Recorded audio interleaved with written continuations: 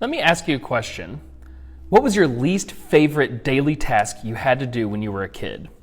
Brushing your teeth, taking a shower, washing your hair, putting away your clothes, cleaning your room, something that you know that you needed to do, but you really didn't want to do.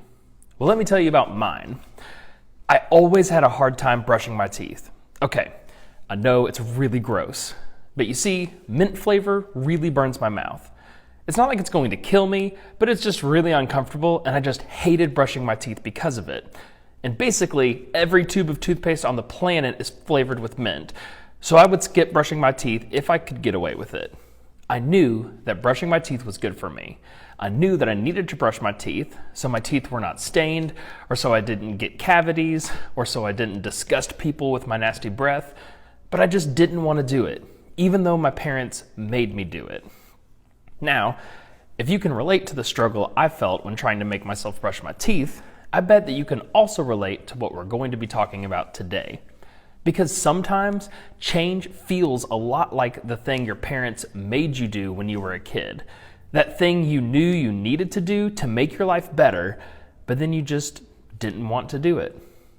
My guess is if I asked you right now to tell me one thing in your life that you know needs to change, you could answer me in about 3 seconds. We all could. That's because all of us know that there are some really great things we could be doing and some really not so great things that we need to stop doing in our lives. We all know where we need to change, but yet we all still struggle to make that change happen. Maybe you know you need to change the way you eat because surviving solely on Doritos and Mountain Dew isn't the best for your body, but you simply don't want to change your diet to make it happen. Maybe you know that you need to change the way you treat your stepmom, but it feels a lot easier to just keep being mean and sarcastic instead. Maybe you know that you need to make a change in your friend group because the friends you have aren't leading you to make great choices, but you're worried that there may not be other friend groups out there if you do. Maybe you know you need to change your grades at school, but you don't want to put in the effort to study or go to tutoring to make that happen. Or maybe you know you want to start making some steps towards living a life for God, but actually doing that feels more like an inconvenience than anything else.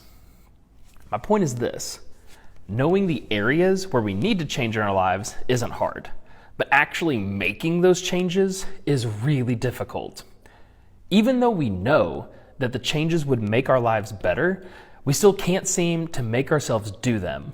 So what's the deal?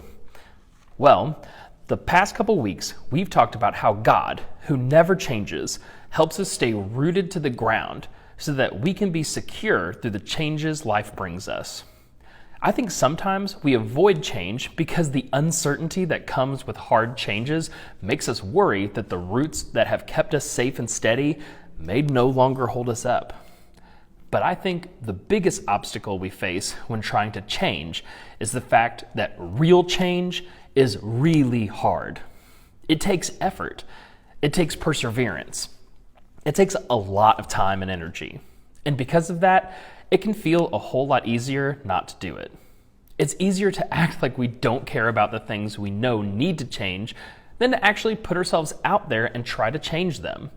It's easier to blend in and keep things the way they are than to risk standing out because we've made a change to our lives. It's easier to seem like we're going along with everybody else than to make a change that others might not understand. It's easier to stay where we are than to risk getting overwhelmed with the effort to make a change. But I think that when we view making changes in our lives as some kind of chore or burden, we miss out on living the best possible lives God has for us. I think we need to change the way we see change. There are some great pieces of wisdom about change throughout the Bible, and one of them can be found in the book of James. James, the author of the book, wrote a letter to the 12 tribes of Israel.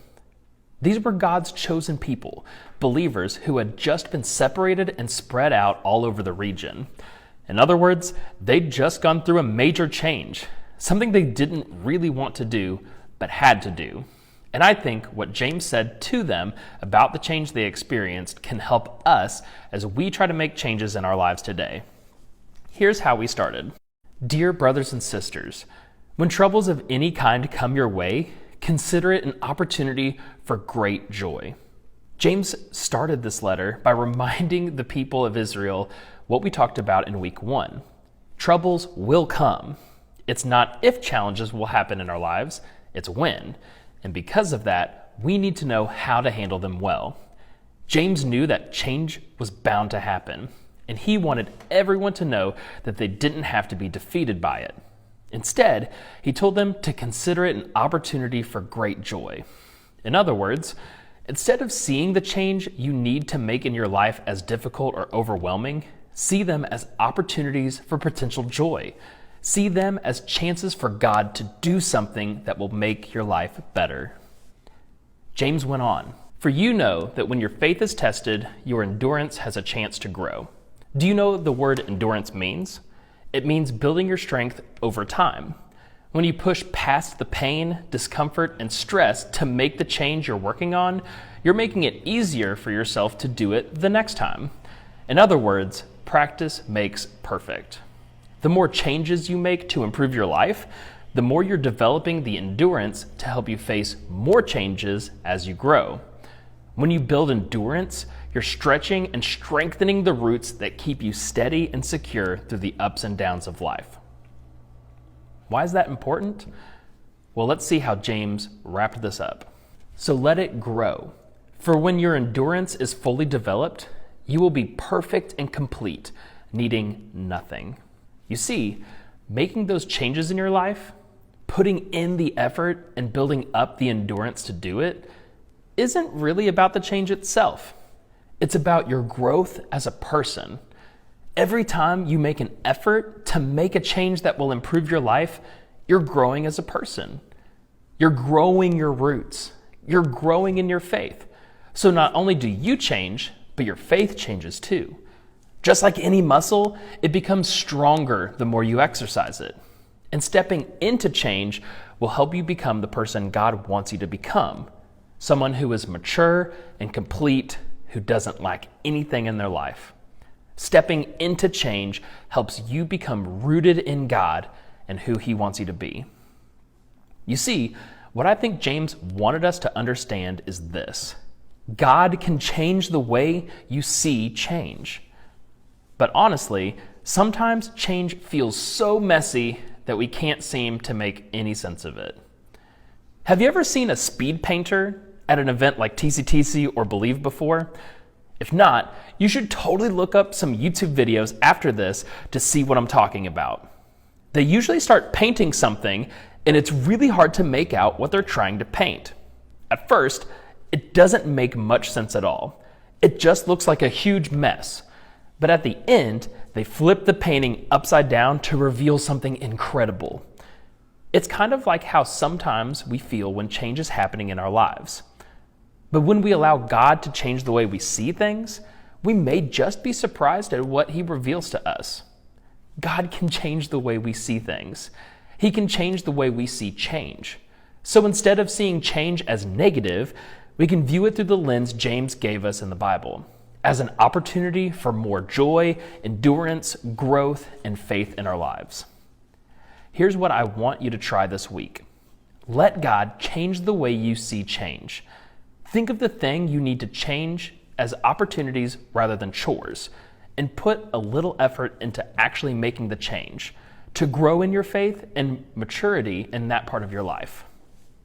To start, I want you to pick just one area of your life that you know needs to change. Maybe it's the amount of time you spend in front of a screen, or your friend group, or a habit you have, or the way you treat someone in your life. Pick out just one thing that you have been struggling to change and ask God to help you change the way you see it. Ask Him to help you see it as an opportunity for something good, something better in your life. And then make one step to change that thing in your life this week. Now, it doesn't have to be a big, huge, life-altering step. Remember, real change takes time. It takes endurance. So take a small step towards building your endurance this week. Maybe it's doing 30 more minutes of homework one night, or putting your phone away for a few hours, or going out of your way to do an extra chore for your parents this week. Whatever it is, Just make one small step towards the change you want to make in your life. And then next week, make one more, and then another, and another, until one day you look up and realize that you've made that change. You've built that muscle, and the next time, change won't seem so scary. Remember, God can change the way you see change. When our lives are rooted in Him, the change we're struggling with won't seem so difficult. As you go, I want you to think about this question. What's one change I'm struggling to make in my life right now? Thank you for watching this series with us. I will be out next week, but we will be back with a brand new series the following Wednesday. I hope to see you then.